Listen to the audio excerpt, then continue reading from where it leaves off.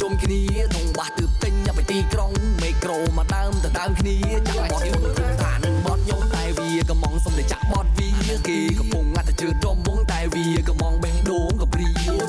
ថាវាយ៉ាប់អើយយ៉ាប់បាក់ពេលច្រៀងថាវាបាក់ស្លាប់ច្រៀងបត់សិតតែឈឺចាប់ថាអ្នកចាំស្ដាប់ទាំងទ្រូងស្ទើស្លាប់អើយអាយថាវាកោអើយកោចូលចិត្តច្រៀងទៅច្រៀងមកចូលច្រៀងអត់ចប់មាត់ដូបត់ត្រូវចិត្តមាត់ហូថា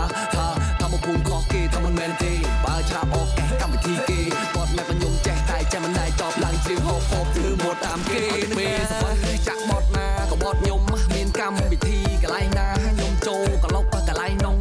ដើរកន្លែងរមរោគីឡូវងគីឡូខ្ញុំគីឡូរមកកន្លែងកំមុំជប់ដល់បត់ខ្ញុំឯនេះតាក់ទិញកតែរ៉ៃតាក់ទិញយកកតែរ៉ៃតាក់ទិញកតែរ៉ៃតាក់ទិញយកកតែរ៉ៃអញ្ជើញអ្នកកញ្ញាចូលមករួមទៅឲ្យបងអ្នកច្រៀងមកអ្នករួមកុំធ្វើមកគ្រូកុំរកអ៊ូកុំរកទាំបើសិនមិនចេះទៅឲ្យបងជាអ្នកនោះ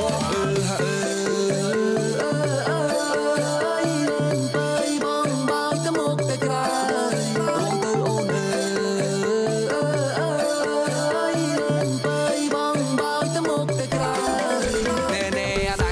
ថយក្រោយនារីមួយនេះបោះគ្នាទេវើយឯងខំបរៀននាងរំបងមកយត់មានតែដើមគ្នាទៀតទេវើយពេលឡើងច្រៀងឯងតែដើមម៉ៃ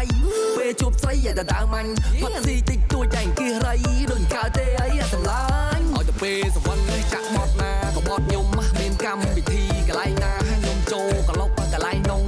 ដើរកន្លែងរមរោគី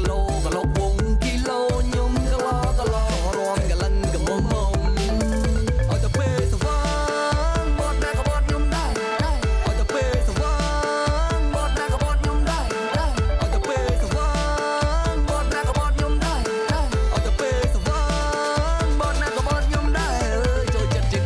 ្ណភូមិជាងនេះបងក្មេងខ្មែរនឹងហ្មង